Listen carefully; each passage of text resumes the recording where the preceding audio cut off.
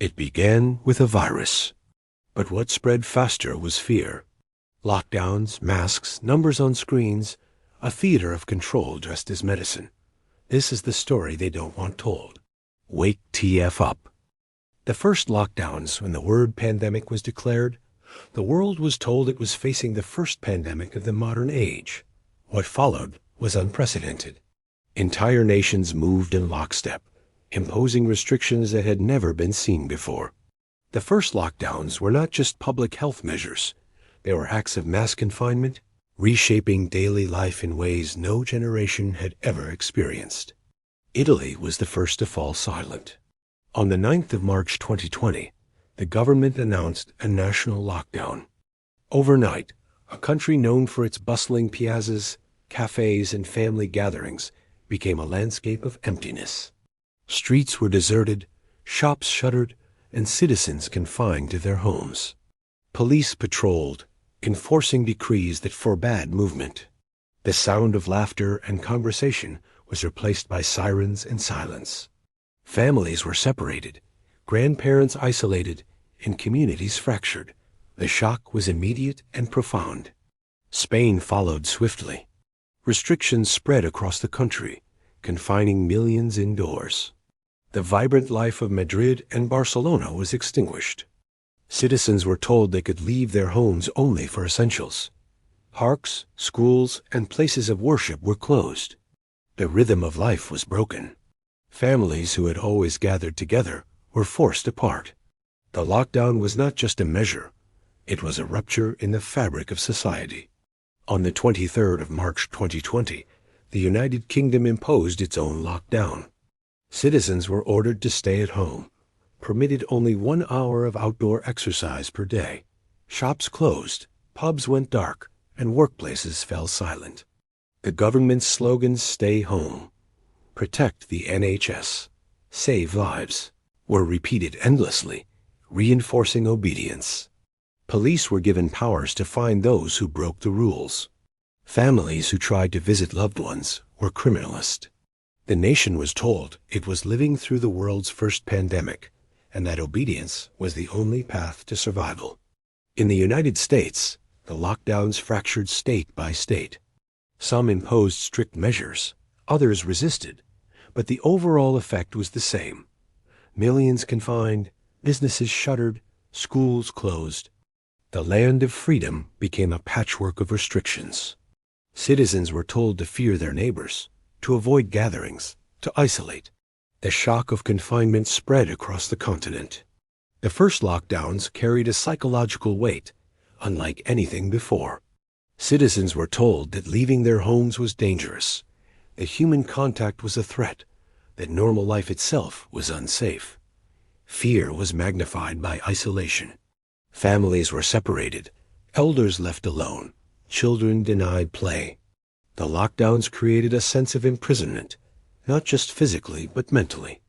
The world was told to accept confinement as necessary, as inevitable as the price of survival. The silence of cities was haunting. Streets that had once been filled with life became empty corridors. Public transport ran with few passengers. Airports stood deserted. The hum of daily life was extinguished. Citizens looked out of windows at emptiness, wondering how long it would last. The lockdowns created a sense of unreality, as if the world had been paused. But beneath the silence, fear grew louder. The lockdowns also denied dignity. Families who lost loved ones were told they could not gather, could not hold funerals, could not show respect. Coffins were carried without mourners. Parents died alone in hospitals, denied the comfort of family. Elders in care homes were isolated, their final days spent in solitude. The justification was always the same: the world's first pandemic. The phrase was used to strip humanity of rituals, of closure, of respect. The lockdowns reshaped society. Family businesses collapsed. Livelihoods were destroyed. Citizens became dependent on government support. Furlough schemes were announced, but they were not salvation. They were dependency. Sovereignty was eroded. Communities that had thrived on independence were reduced to waiting for state handouts. The lockdowns created a new relationship between citizen and state, obedience in exchange for survival. The lockdowns also revealed hypocrisy. While ordinary citizens were confined, politicians and elites were caught breaking their own rules. Gatherings, parties, and secret meetings were exposed. The double standards were clear: restrictions for the people, freedom for the powerful. Trust was corroded. Anger grew. The lockdowns were not just measures, they were a revelation of inequality. The first lockdowns were the third act of the Corona Chronicle. They were the moment when fear became confinement, when slogans became orders, when society was reshaped by decree. They were the moment when the world was told it was living through the first pandemic of our age, and that obedience was the only path forward. The lockdowns were not just about health. They were about control. They stripped dignity, fractured communities, and reshaped the relationship between citizen and state. The world had never experienced anything like it. The first lockdowns were unprecedented, historic, and devastating. They were the moment when humanity was confined together, globally, in unison. They were the moment when the phrase "world's first pandemic" became reality, not just in words, but in lived experience. And they were the moment when the seeds of resistance began to grow as citizens realized the cost of obedience. The fear machine. Once the lockdowns were imposed, the machinery of fear began to grind relentlessly. Every day, citizens were confronted with dashboards glowing red. Numbers of infections, hospitalizations, and deaths were displayed without context, stripped of proportion, designed to shock. Graphs rose like mountains, curves bent like threats, and the message was clear: fear the invisible, obey the decree. The fear machine was not accidental, it was engineered. Television screens became altars of anxiety. News anchors repeated statistics with grave faces. Politicians stood at podiums delivering daily briefings, and health officials spoke in tones of inevitability. The repetition was constant.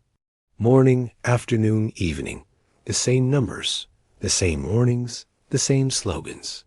Citizens were conditioned to expect fear as part of their daily routine. The fear machine was not just information, it was indoctrination. The slogans were simple, memorable, and omnipresent. Stay home, protect the NHS, save lives, flatten the curve, hands, face. These phrases were repeated until they became reflexes. They were printed on posters, broadcast on radio, displayed on television, and shared across social media. They were designed to bypass thought, to embed obedience directly into behavior. The slogans were not advice, they were commands. The fear machine spoke in imperatives. Funerals were denied. Families who lost loved ones were told they could not gather, could not mourn, could not show respect. Coffins were carried without mourners. Parents died alone in hospitals, denied the comfort of family. Elders in care homes were isolated, their final days spent in solitude. The justification was always the same: the world's first pandemic. The phrase was used to strip humanity of rituals, of closure, of dignity. Grief was weaponized. The fear machine did not just spread anxiety, it denied compassion. The fear machine magnified isolation. Citizens were told that human contact was dangerous, that neighbors were threats, that gatherings were risks. Families were separated, communities fractured, friendships suspended. The fear machine created suspicion, turning society against itself. Citizens were conditioned to fear not just the virus, but each other. The lockdown was physical, but the fear machine made it psychological. The dashboards were relentless. Every day, numbers were presented without context. Death tolls were announced without comparison to seasonal averages. Infection rates without explanation of testing methods. Hospitalizations without proportion to capacity. The numbers were stripped of meaning, presented only as fear. Citizens were told to watch the graphs, to obey the curves, to accept the decrees. The fear machine spoke in numbers, but the numbers were theater. The fear machine also silenced dissent. Those who questioned the narrative were labeled dangerous, accused of spreading misinformation, censored on social media, dismissed by mainstream outlets. Doctors who raised concerns were silenced. Scientists who questioned models were ignored. Citizens who spoke out were ridiculed. The fear machine tolerated no contradiction. It was not just about spreading fear. It was about enforcing conformity. The fear machine created heroes and villains. Healthcare workers were branded as saints, celebrated in campaigns, applauded from windows. Citizens were told to clap every Thursday, to perform gratitude as ritual. Meanwhile, those who broke restrictions were vilified, fined, and shamed. The fear machine divided society into obedient heroes and disobedient villains. It was not just about health, it was about morality. Fear became virtue. Obedience became righteousness. The fear machine also magnified hypocrisy. Politicians who broke their own rules were exposed, yet the machine continued to demand obedience from the public. Citizens saw the double standards, but the fear machine drowned anger in repetition. The slogans continued, the dashboards glowed, the briefings repeated. The hypocrisy was visible, but the fear machine was louder. The fear machine was the fourth act of the Corona Chronicle. It was the moment when fear became daily ritual, when grief was denied, when slogans became commands. It was the moment when society was conditioned to accept confinement, to obey decrees, to silence dissent. It was the moment when the phrase "world's first pandemic" was used not just to justify restrictions, but to normalize fear itself. The fear machine was relentless. It spoke in numbers, in slogans, in commands. It denied funerals, silenced dissent, magnified isolation. It conditioned citizens to accept fear as normal, obedience as necessary, and grief as forbidden. It was not just about health, it was about control. The fear machine stripped dignity, fractured communities, and reshaped society.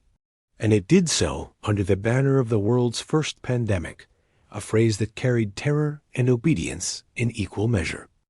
This was never just about a virus. It was about ritualized obedience, the fog of substitution, and the theater of control. Every taped floor, every shifting rule, every televised number was a signal. You are being conditioned. But signals can be inverted. We can burn away the fog, expose the contradictions, and reclaim sovereignty. The coronavirus spectacle is not the end, it is the precedent. Carry this ledger forward, copy it, teach it, and refuse dilution. This is Wake TF Up, Sovereign Signal. The rally point for those who refuse comfort, refuse fog, and demand truth. Sovereignty is not given, it is taken back. Wake TF Up.